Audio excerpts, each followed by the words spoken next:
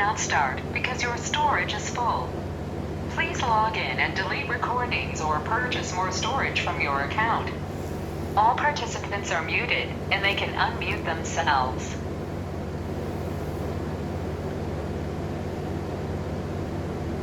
ओम नमोर्यंताणं नमो सिद्धाणं नमो आर्याणं नमो वज्रायणं नमो लोहे सवसावणं मंगलं भगवान् वीरो मंगलं गौतमो गणी मंगलं कुंदकुंदार्यो जैनधर्मोऽस्तु मंगलम् ओंकारबिन्दुसंयुक्तं नित्यं जायन्ति योगिनो कामदं मोक्षदं चैव ओंकाराय नमो नमः अहोपकार जिनवरनो कुंदनो ध्वनि दिव्यनो जेन कुंद ध्वनि आप्या अहो आ गुरु काननो तुझ ज्ञान ध्यान नो रंग अमया दर्श रहो ओ शिव पद तक तुझ संग माता हाथ करो। ये समयसार नाम का परम अध्यात्म All शास्त्र participants है। are muted, and they can unmute themselves. आचार्य भगवान मांगलिक करके समयसार को कहने की प्रतिज्ञा की है। समयसार यानी ज्ञायक पूरे शास्त्र में आचार्य भगवान ज्ञायक को ही जीव कहना चाहते हैं। जैसे अर्जुन को अकेली आंख दिखने में आती है, वैसी तरह हर अधिकार में, हर गाथा में तुझे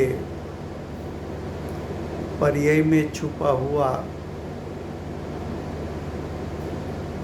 ज्ञायक दिखने में आना चाहिए। ऐसा उपदेश भगवत कुंकुंदाचार्य देव ने विनायक को जानकर, विनायक का श्रद्धान करके, विनायक का अनुभव करके ऐसा उपदेश दिया है। ऐसे समयसार शास्त्र में जीव जीव अधिकार चलता है। अज्ञानी अजीव को जीव मानता है। ये मान्यता विपरीत है, अर्थात मिथ्यात्व है। ये मिथ्यात्व का नाश करने के लिए जीव का स्वभाव से असल स्वरूप क्या है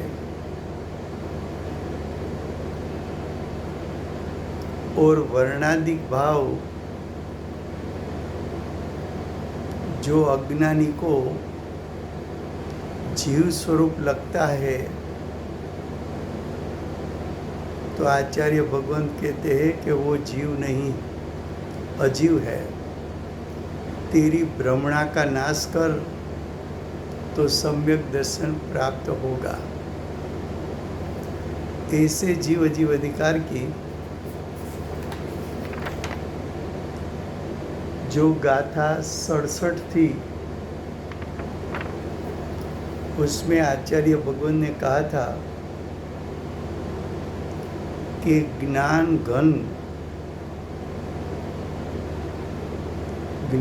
घन यानी ज्ञायक, ज्ञान का पुंज, ज्ञान का पिंड, ये ज्ञायक के अलावा जो कुछ है उसको जीव के ना, वो तो सिर्फ व्यवहार मात्र है, ऐसा 67 गाथा में कहा था। वही भाव अमृतचंद्र आचार्य देव विशेषपणे दिखाने के लिए श्लोक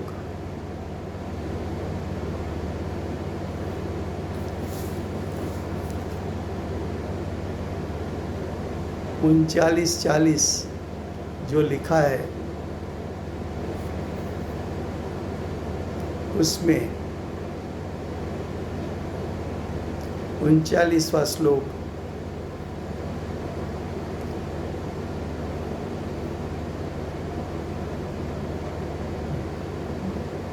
जो घी का घड़ा है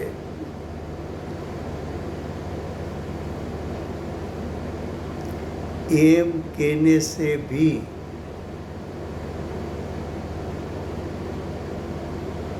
ऐसा कहने से भी घड़ा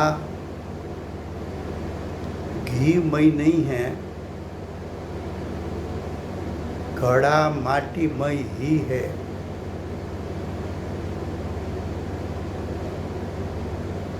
दृष्टांत में क्या बताया?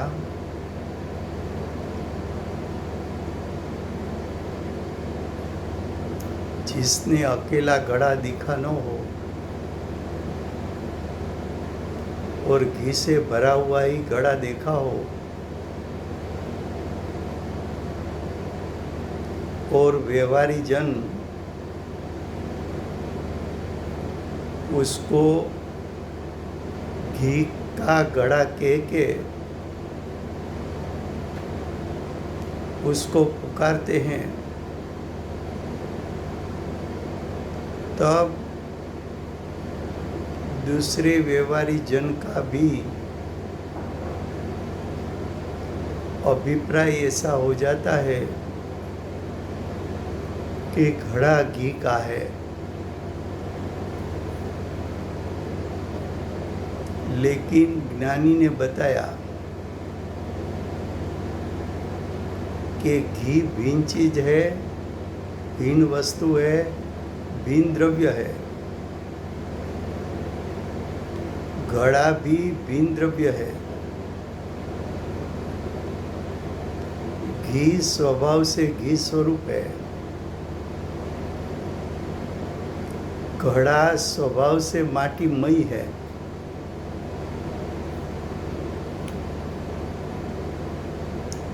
तब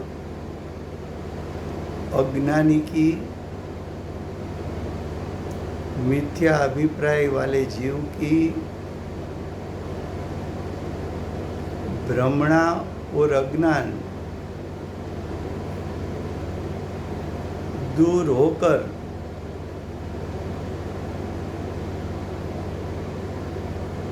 घी और माटी का घड़ा के बीच में भिन्न रूप श्रद्धान करके, भिन्न रूप ज्ञान करके माटीमय घड़ा का लक्ष्य छोड़ के घी का लक्ष्य करने से घी का यथार्थ श्रद्धान और ज्ञान हो जाता है। ये दृष्टांत हुआ।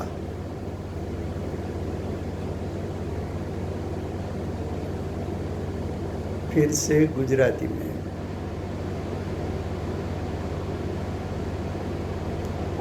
आचार्य भगवान માંગલિક કરીને સમયસારને કહેવાની પ્રતિજ્ઞા કરે છે.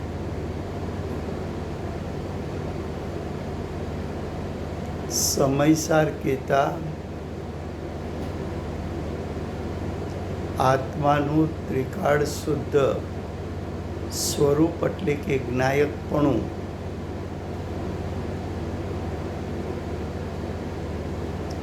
એને ભગવત કુંકુંદાચાર્ય દેવ જેમણે જ્ઞાયકનું શ્રદ્ધાન કર્યું છે, જ્ઞાયકનું જ્ઞાન કર્યું છે, જ્ઞાયકમાં સ્થિરતા કરી છે, અતિન્દ્રિય જ્ઞાન અતિન્દ્રિય સુખનું વેદન કર્યું છે, જ્ઞાયકના સ્વરૂપને પ્રતીતિમાં લીધું છે, પ્રતીતિના કાળે ઉત્પન્ન થયેલા જ્ઞાને જ્ઞાયકનું સ્વરૂપ ભાવશ્રુત જ્ઞાન દ્વારા જાણી લીધું છે અને જ્ઞાયકમાં સ્થિરતા કરીને ભગવત કુંકુંદાચાર્ય દેવે પ્રચુર સ્વસંવેદન પણ કર્યું છે. આવા આચાર્ય ભગવાન એમ કહે છે કે અમે સમયસારના સર્વ અધિકારમાં, સર્વ ગાથાઓમાં એકલો જ્ઞાયક બતાવવા માગીએ છીએ. જેમ અર્જુનને એકલી આંખ દેખાય છે, એમ અમને સમયસાર સ્વરૂપ આત્મામાં એકલો જ્ઞાયક દેખાય છે અને તમે પણ આ શાસ્ત્રનો અભ્યાસ કરો તો પ્રત્યેક અધિકાર, પ્રત્યેક ગાથામાં તમારું જ્ઞાયક સ્વરૂપ જેવું છે તેવું શ્રદ્ધાન અને જ્ઞાનમાં લો.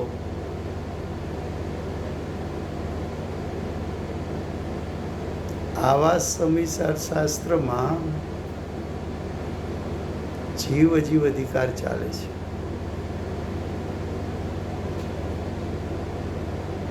અજ્ઞાની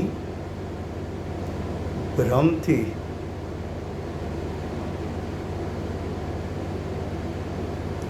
અજીવના સ્વરૂપને જીવનું સ્વરૂપ માની બેઠો છે.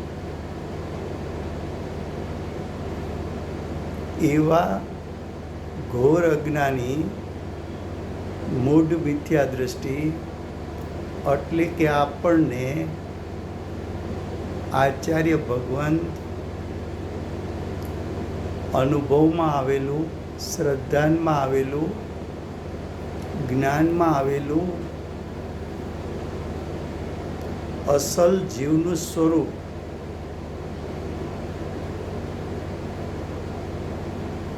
એટલે કે જ્ઞાયકપણું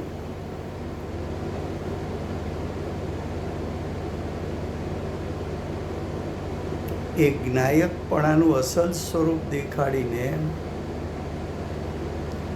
અજીવનું અસલ સ્વરૂપ બતાવીને અજીવનું લક્ષ છોડાવીને જીવનું લક્ષ કરાવવા માગે છે. એવા જીવ અજીવ અધિકારની 67 ગાથા ચાલી છે. એનો મૂળ વિષય હતો જ્ઞાન ઘન, જ્ઞાન ઘન, જ્ઞાનનો પુંજ. એવા જ્ઞાયક સિવાય જે કંઈ છે, જે કંઈ છે એટલે રંગ રાગ ભેદ જે કંઈ છે તેને જીવ કેવો એ તો વ્યવહાર માત્ર છે. એ તો લૌકિક જન, વ્યવહારી જન એને જીવ કહે છે. અમે તો જ્ઞાનઘન સ્વરૂપ તેને જીવ કહે છે. એ વાતને ટીકાકાર આચાર્ય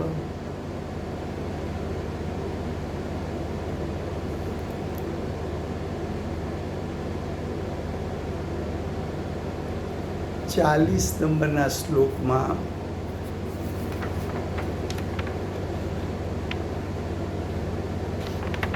એમ કહે છે કે જો ઘીનો ઘડો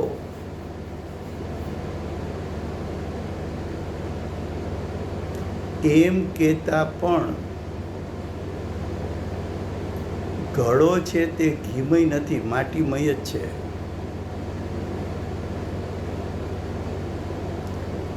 લૌકિક જને, વ્યવહારી જને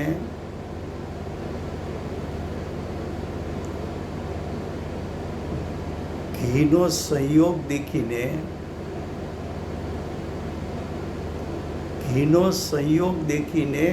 ઉપચાર કર્યો.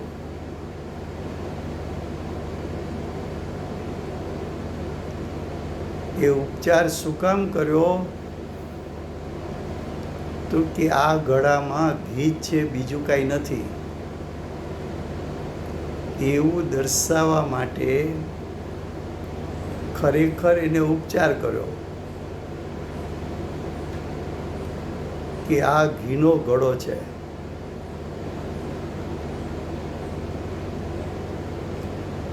અને જે જીવે માટીનો ઘડો અને ઘી બંનેને ભિન્ન ક્યારેય જોયા નથી,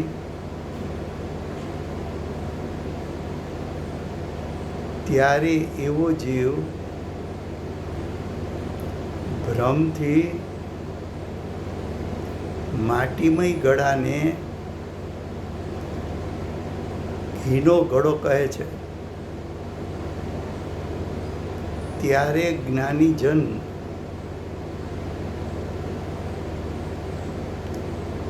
ઘીનું સ્વરૂપ ભિન્ન છે, ઘીનો સ્વભાવ ભિન્ન છે, ઘી સ્વરૂપે છે અને માટીમય ઘડો એનું સ્વરૂપ ભિન્ન છે. તો માટીનો ઘડો અને ઘી બેનું ભિન્ન ભિન્ન સ્વરૂપ બતાવીને, બંનેના ભિન્ન ભિન્ન લક્ષણ બતાવીને માટીમય ઘડાનું લક્ષ છોડાવીને ઘીનું લક્ષ કરીને ઘીનું શ્રદ્ધાન જ્ઞાન કરાવવા માગે છે. એ દ્રષ્ટાંત થયો. હવે સિદ્ધાंत देखो आगे. उसी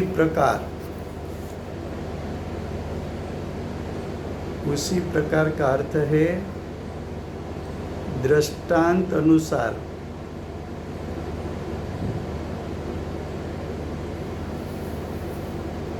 उसी प्रकार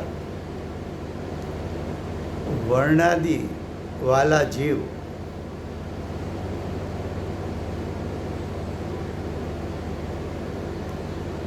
ऐसा कहने से भी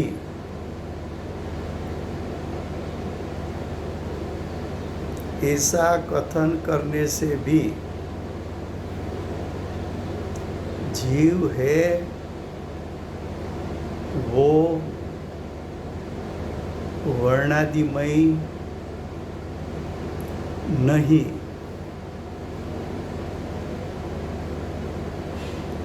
जीव है वो ज्ञान घन ही है. क्या कहा? व्यवहारी जन ने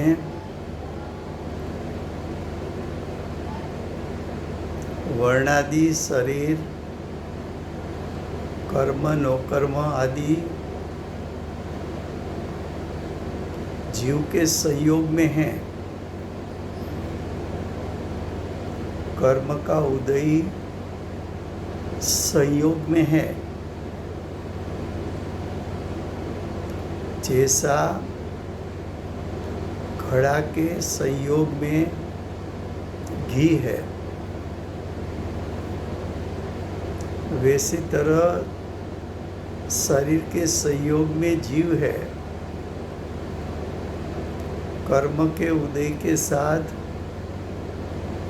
जीव का निमित्त नैमित्तिक संबंध है।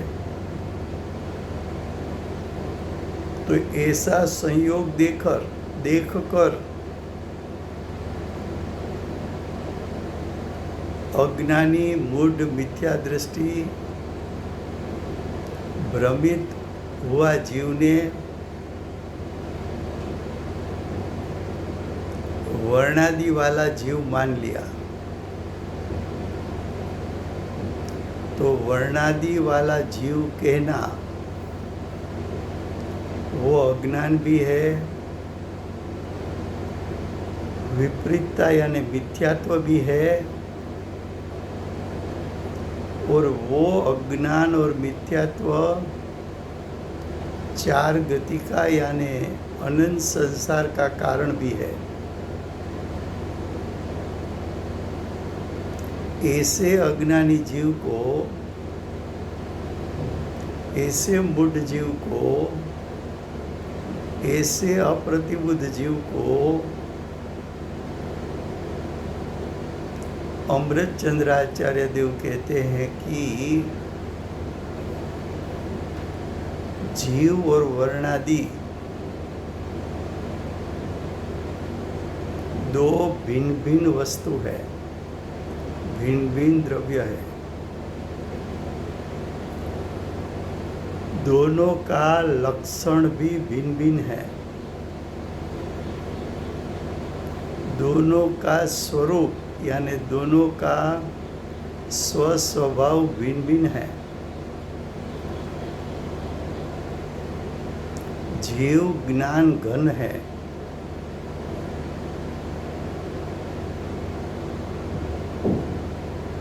और वर्णादि आकुलतामयी परिणाम है, दुखमयी परिणाम है।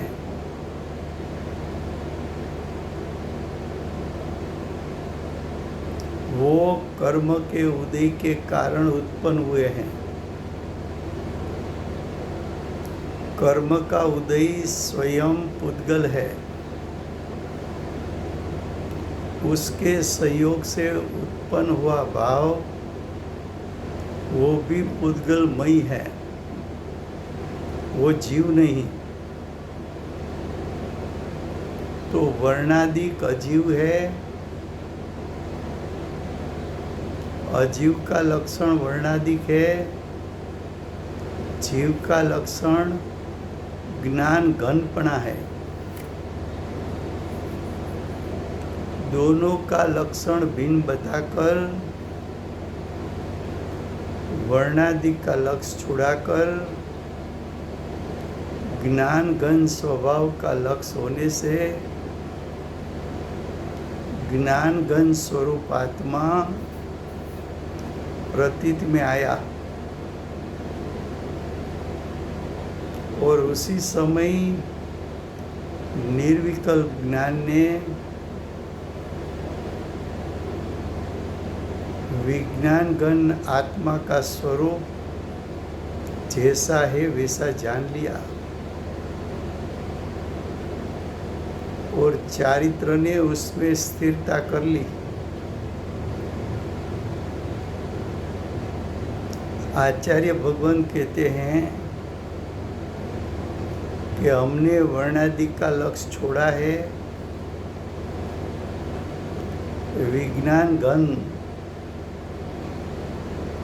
जीव का लक्ष्य किया तो विज्ञान गण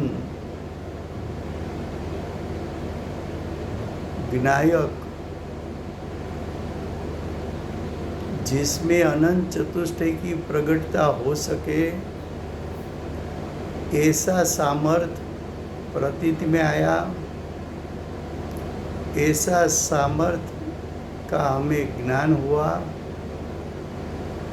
और उसमें से हमारा पुरुषार्थ अनुसार उसको वर्तमान में प्रकट करके अतीन्द्रिय ज्ञान अतीन्द्रिय सुख का प्रचुर स्वसंवेदन भी किया। तो हम आत्म अनुभव से कह सकते हैं कि वर्णादिक जीव का स्वरूप नहीं है, वर्णादिक जीव से भिन्न है, वर्णादिक अजीव का स्वरूप है। जीव का स्वरूप अजीव स्वरूप नहीं हो सकता, अजीव का स्वरूप जीव स्वरूप नहीं हो सकता। अब देखो उसका भावार्थ। घी से भरा हुआ घड़ा को व्यवहार से घी का घड़ा कहने में आता है। क्या कहा कि घी और माटी का घड़ा एक क्षेत्र का संबंध है, संयोग संबंध है। तो संयोग संबंध देखकर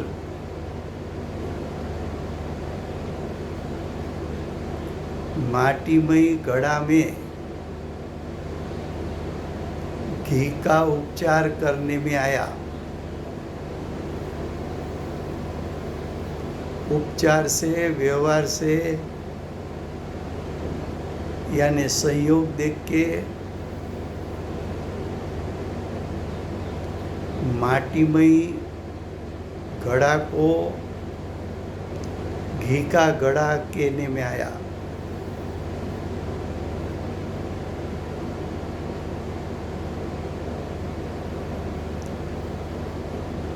फिर भी उसका अर्थ है ऐसा उपचार किया, फिर भी ऐसा संयोग संबंध है, फिर भी ऐसा एक क्षेत्रावगा संबंध है, फिर भी निश्चय से यानी वास्तविकता से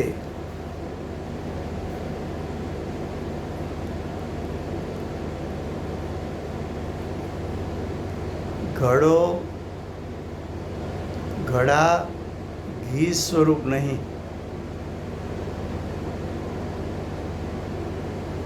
घी का घड़ा कहने से घड़ा घी का नहीं हो जाता। घड़ा जो स्वभाव से माटीमय है तो उसका माटीमयपना त्रिकाल रहेगा।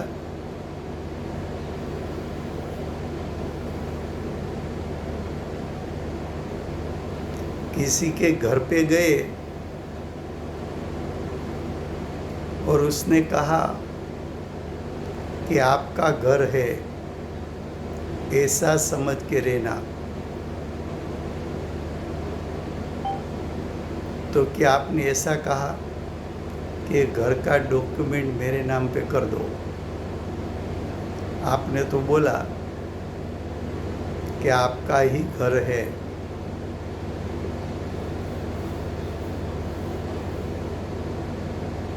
तो कहने का भाव ये था तो कैसा भाव नहीं था। वैसी तरह उपचार करके घी का घड़ा कहा, तब ऐसा कथन इसलिए किया था कि ये घड़े में घी भरा है, दूसरा कुछ नहीं है। ये बात को छोड़कर अज्ञानी मूढ़ मिथ्या दृष्टि ने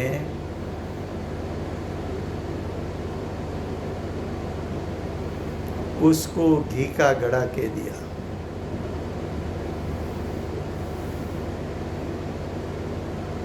ऐसा कहने से क्या माटीमय घड़ा घीमय हो सकता है? घी तो घी स्वरूप है। घी में तो घी का स्वस्वभाव है। माटी में तो माटी का स्वस्वभाव है। माटी का स्वस्वभाव घी का स्वस्वभाव नहीं हो सकता। घी का स्वस्वभाव माटी का स्वस्वभाव नहीं हो सकता।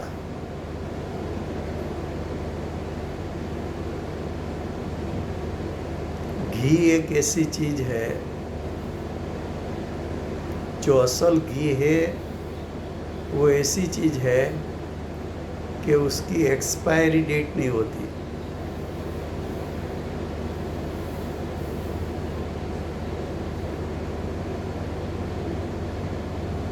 तो घी स्वभाव से घी स्वरूप रहता है।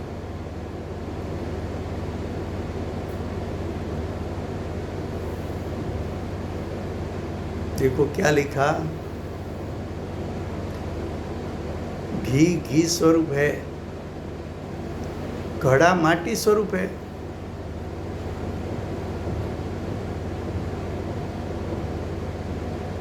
आचार्य भगवान ने दो के बीच में भेदरूप श्रद्धान कराया।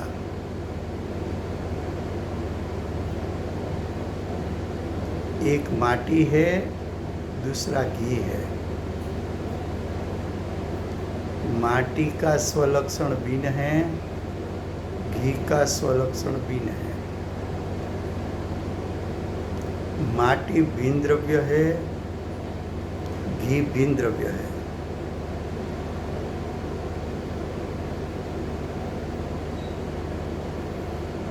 दोनों एक क्षेत्रावगाह संबंध में आ सकते हैं, लेकिन माटी घी नहीं बन सकता, घी माटी नहीं बन सकता। दो का स्वरूप त्रिकाल भिन्न है। अब तू उपचार का लक्ष्य छोड़, घी का घड़ा ऐसा जो उपचार किया था उसका लक्ष्य छोड़। वो लक्ष्य कैसे छूटेगा? तो कि माटी और घी दोनों भिन्न भिन्न है। उसका यथार्थ श्रद्धान ज्ञान करके माटी का लक्ष्य छोड़ के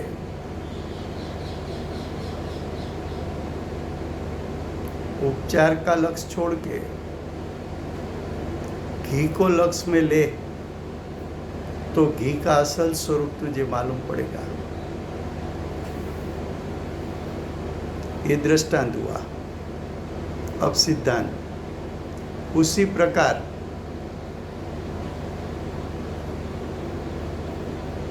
वर्ण पर्याप्ति इंद्रियों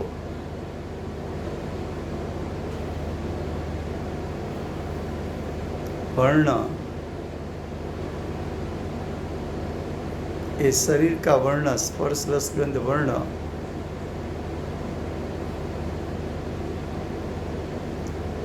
पर्याप्ति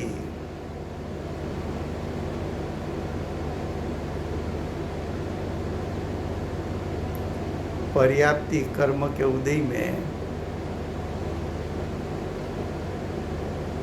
5 इंद्रिय मन वचन आदि संयोग में मिला,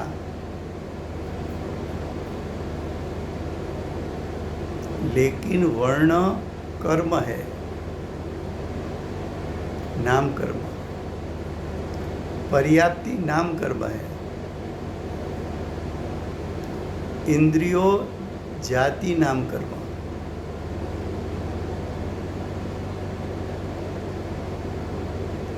जैसा माटी को घी के साथ एक क्षेत्रावगा संबंध है, उसी प्रकार जीव को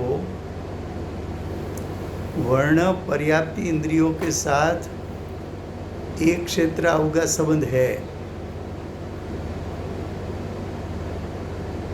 वो एक क्षेत्रावगा संबंध देखकर उपचार किया। उपचार को व्यवहार कहते हैं। उपचार से कहा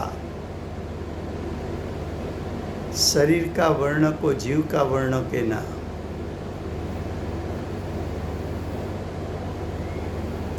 पर्याप्ति कर्म के उदय में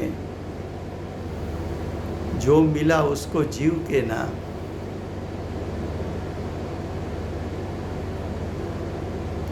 और जीव 1 इंद्री 2 इंद्री 3 इंद्री 4 इंद्री पंचेंद्री है, ऐसा उपचार करना। उपचार क्यों हुआ? एक क्षेत्रावगा संबंध देखकर।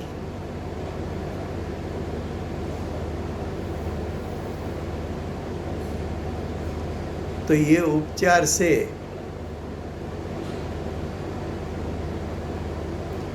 यानी एक क्षेत्रावगा रूप संबंध वाले जीव को सूत्र में यानी आगम में, आगम की रचना आचार्यों ने की है। तो आगम में आचार्य के कथन में व्यवहार से यानी उपचार से यानी एक क्षेत्रावगा संबंध देखकर यानी निमित्तिक संबंध देखकर पंचेंद्री जीव ऐसा कहना, पर्याप्त जीव ऐसा कहना, बादर जीव ऐसा कहना, देव जीव मनुष्य जीव इत्यादि कहने में आता है। कहने में आता है, है नहीं यानी ऐसा संयोग है ना, नहीं है, लेकिन वो जीव का स्वरूप नहीं।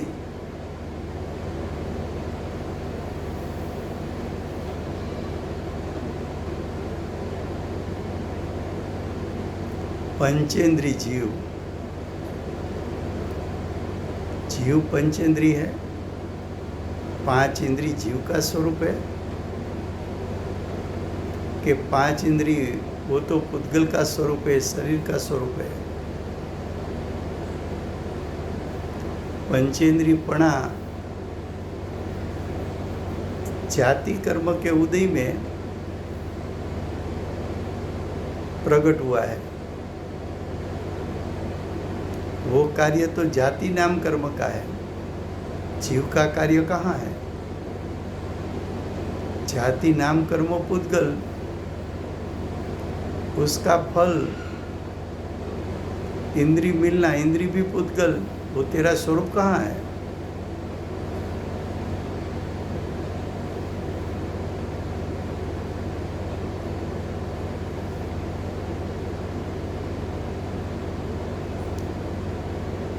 ये जीव पर्याप्त है अपर्याप्त है,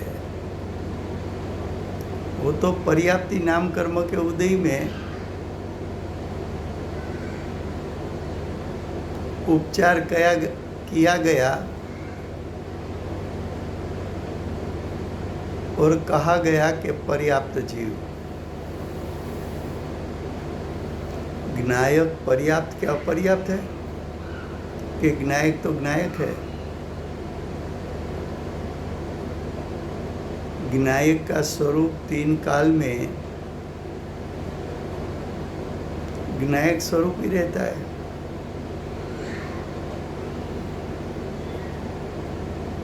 तो पर्याप्त जीव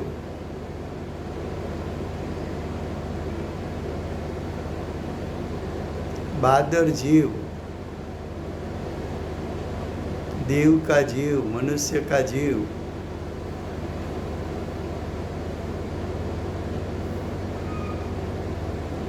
ये सब कथन निश्चय का है कि व्यवहार का है?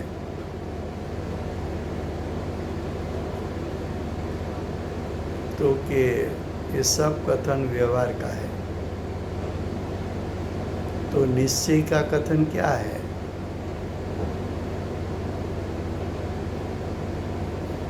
तो कि किसी अपेक्षा के बिना वर्ण पर्याप्ति इंद्रियों, उसकी अपेक्षा के बिना एक क्षेत्रावगा संबंध के बिना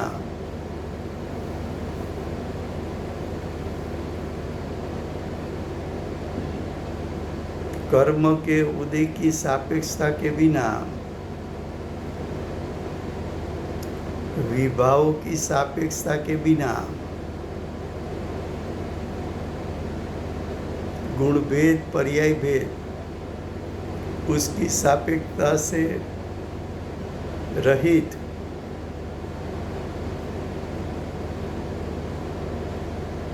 एक ज्ञायक स्वरूप है जो निरपेक्ष है, ध्रुव है, अचल है, परम पारणामिक भाव स्वरूप है, शुद्ध नहीं का विषयभूत है, द्रव्यार्थिक नहीं के विषयभूत है, शुद्ध निश्चय नहीं के विषयभूत है, दृष्टि के विषयभूत है। ऐसा एक निरपेक्ष, निरावरण और नित्य उद्योत रूप ऐसा एक ज्ञायक है, उसको हम जीव कहते हैं। वो जीव, वो ज्ञायक कभी वर्ण पर्याप्ति के इंद्रियों के संग में आया नहीं। वो ज्ञायक कभी एक इंद्री, दो इंद्री, तीन इंद्री, चार इंद्री, पंचेंद्री रूप हुआ नहीं। वो ज्ञायक कभी बादर सूक्ष्म रूपे हुआ नहीं। वो ज्ञायक कभी चार गति स्वरूप हुआ नहीं।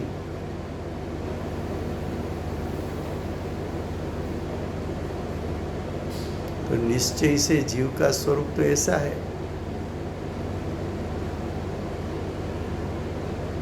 जब ये बात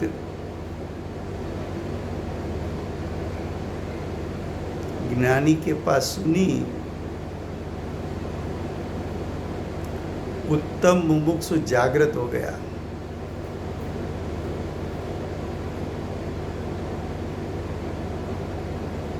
उसको ऐसा लगा, ओहो, ऐसी बात तो कभी मैंने सुनी नहीं।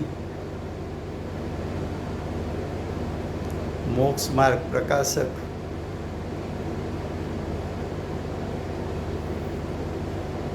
सातवां अध्याय, सम्यक सन्मुख मिथ्या दृष्टि, उसका स्वरूप वहाँ बताया कि पूर्व पुण्य के कारण तुझे सच्चे देव शास्त्र गुरु मिले और उसने तत्वार्थ का स्वरूप बताया। तत्वार्थ में जीव का स्वरूप बताया।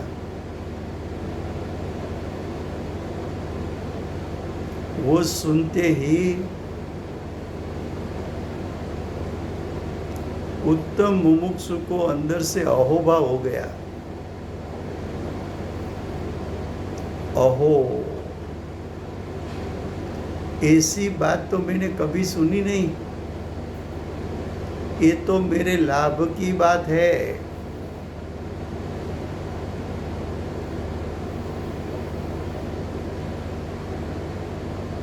उसी समय वो जीव तत्व विचार में खो गया। ये जीव का स्वरूप क्या, ज्ञायक का स्वरूप क्या। जैसे समयसार मिला तो गुरुदेव एकांत में बैठ गए। ओहो, ये तो अशरीरी होने का शास्त्र।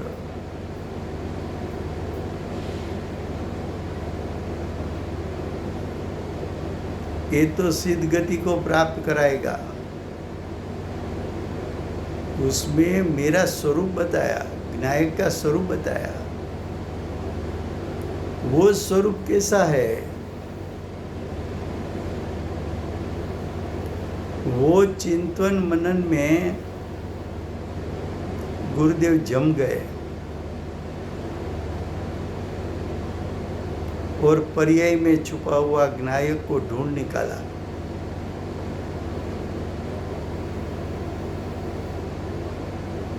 माताजी ने प्रथम प्रवचन गुरुदेव का सुना। ओहो, ये पूरे भारत में कांजी महाराज जैसा कोई महाराज नहीं है। 1 घंटे का प्रवचन में दिशा मिल गई। जीवन का सबसे बड़ा निर्णय कर लिया। गुरु तो कांजी स्वामी, वो जहां विचरेंगे वहां हम विचरेंगे। उसको गुरुदेव की वाणी में ऐसा दम लगा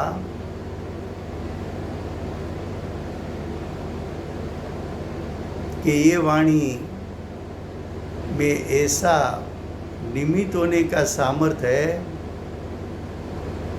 कि इससे सम्यक दर्शन, सम्यक ज्ञान, सम्यक चरित्र प्रकट हो सकता है।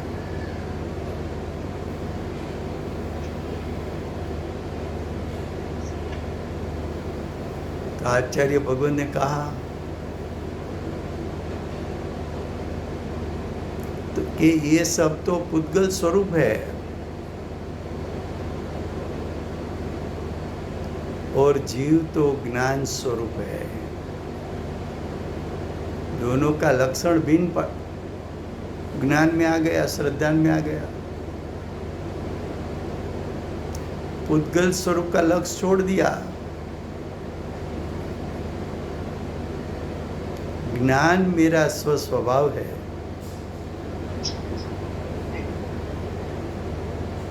ऐसे जीव का लक्ष्य करके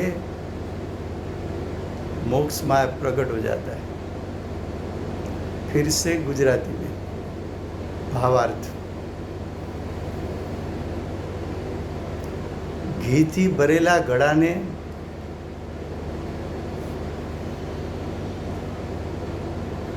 શું કહ્યું? ઘીથી ભરેલો ઘડો। એનો અર્થ જ એમ થયો કે ઘી જુદું છે અને ઘડો જુદી વસ્તુ છે। ઘી ભિન્ન દ્રવ્ય છે, ઘડો ભિન્ન દ્રવ્ય છે। ઘીથી ભરેલો ઘડો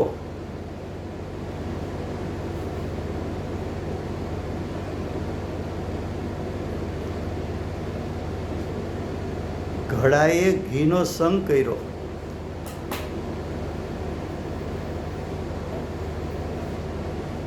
ઘડાએ ઘીનો સંગ કર્યો.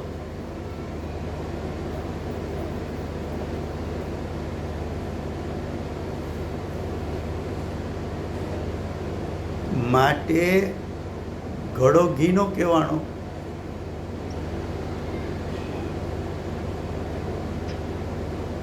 સંગને કારણે, સ્વભાવને કારણે નહીં.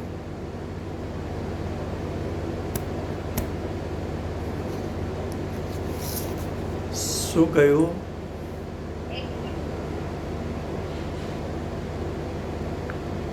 All participants are muted and they can unmute themselves. ઘીનો ઘડો શા માટે કહેવાનો? ઘડાએ ઘીનો સંગ કર્યો. છતાં એવો સંયોગ સંબંધ હોવા છતાં, એવો એક ક્ષેત્ર અવકાશ સંબંધ હોવા છતાં, એવો નિમિત્ત નૈમિત્તિક સંબંધ હોવા છતાં નિશ્ચયથી એટલે સ્વભાવથી એટલે વાસ્તવિકપણે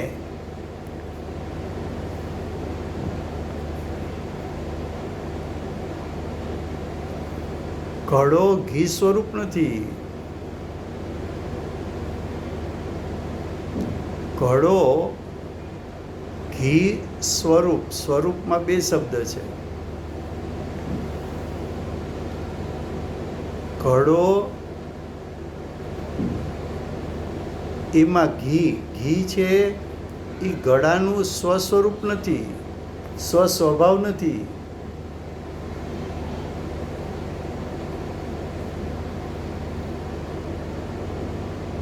ઘી સ્વસ્વભાવથી ઘી સ્વરૂપ છે. ઘી સ્વરૂપ છે એટલે ઘી સ્વસ્વભાવથી ઘી સ્વરૂપ છે.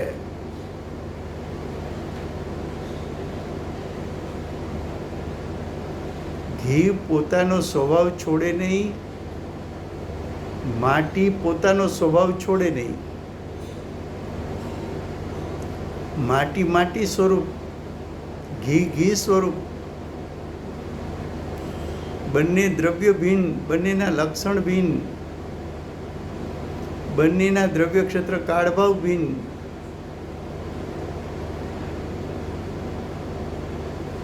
તો ઘડો અને ઘી એ બંને વચ્ચે ભિન્નતા છે.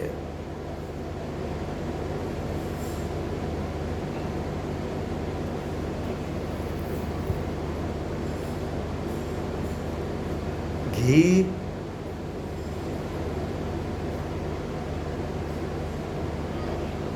વર્ષોના વર્ષો ઘી ખરાબ ન થાય.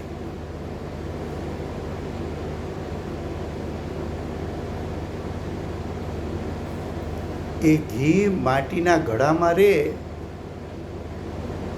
તો વર્ષોના વર્ષો ઘી સ્વરૂપ રહે, માટી સ્વરૂપ રહે.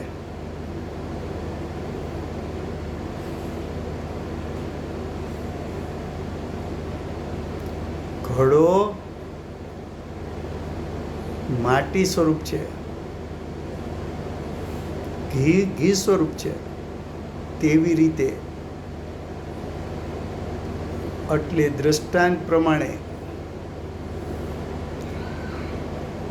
માટી અને ઘડાના દ્રષ્ટાંત પ્રમાણે, માટી અને ઘીના દ્રષ્ટાંત પ્રમાણે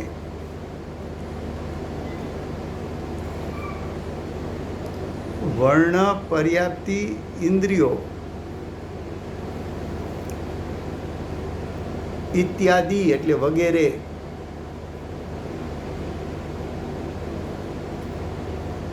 સાથે એક ક્ષેત્રાવકાશ સંબંધવાળા જીવે એક ક્ષેત્રાવકાશ સંબંધ કોની સાથે કર્યો? વર્ણ પર્યાપ્તિ ઇન્દ્રિયો,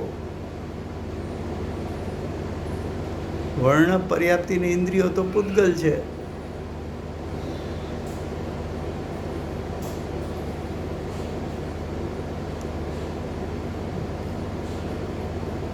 જેમ ઘી ઘી સ્વરૂપ છે એમ પૂતગલ પૂતગલ સ્વરૂપ છે. જેમ માટી માટી સ્વરૂપ છે તેમ જીવ જીવ સ્વરૂપ છે.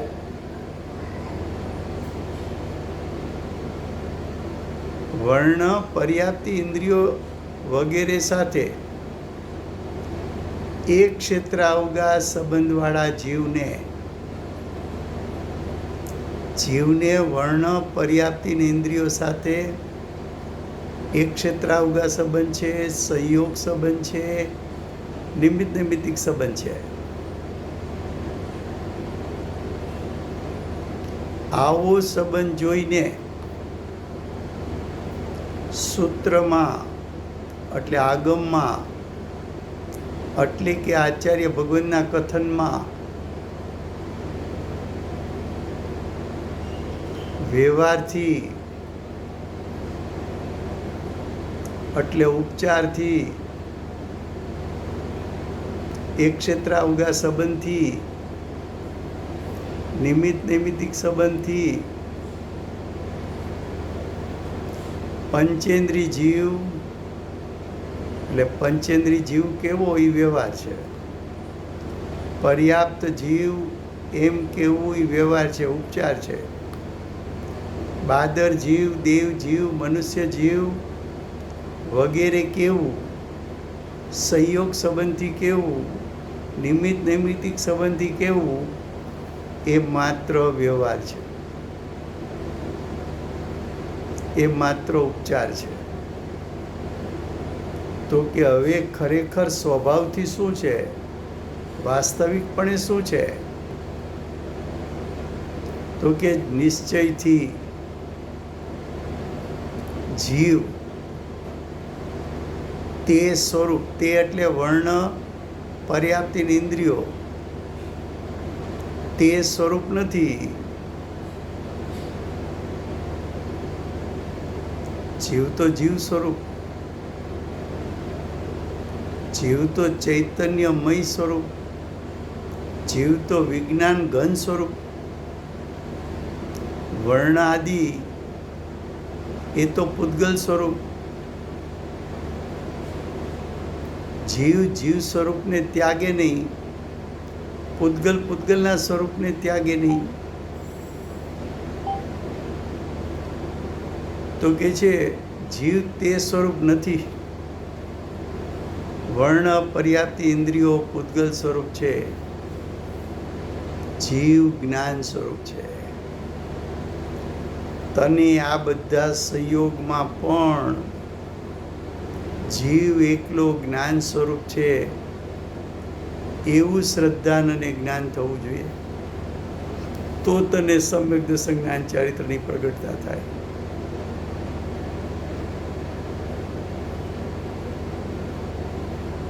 પૂજ્ય ગુરુદેવને સમયસારનો યોગ થયો. જીવ પૂજ્ય ગુરુદેવ એકાંતમાં બેસી ગયા કે આ જ્ઞાન સ્વરૂપ આત્મા કેવો છે, જ્ઞાયકનું સ્વરૂપ કેવું છે, એનું ચિંતન મનન કરતા પર્યાયમાં છુપાયેલા જ્ઞાયક એનું યથાર્થ શ્રદ્ધા અને જ્ઞાન થતાં સમ્યક દર્શન સમ્યક જ્ઞાન પ્રગટ કરી લીધું. તો એકાંતમાં બેસીને હું જ્ઞાન સ્વરૂપ છું એવું ચિંતન મનન કરીને વર્ણાદિક ભાવોથી ભિન્ન પડીને વર્ણાદિકનું લક્ષ છોડીને જ્ઞાયકમાં એકરૂપ થઈ જા તો તને સમ્યક દર્શન જ્ઞાન ચારિત્રની પ્રગટતા થશે. સમય થયો છે.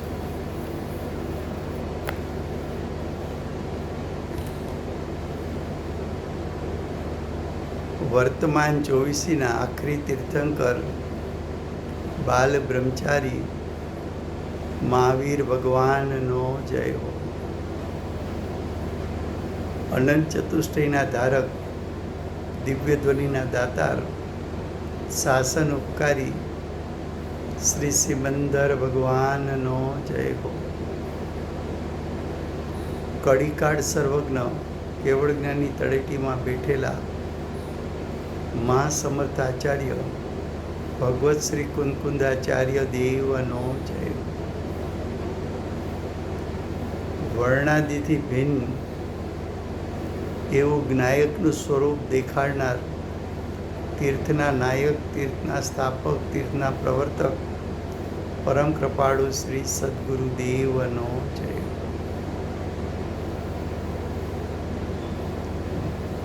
પૂજ્ય ગુરુદેવનો મહિમા બતાવનાર, સ્વાનુભવયુક્ત, જાતિસ્મરણ જ્ઞાનયુક્ત રસમૂર્તિ ભગવતી માતનો જય હો. સમ્યક દર્શનની પ્રાપ્તિમાં નિમિત્તરૂપ અષ્ટજીનવાણી માતનો જય હો.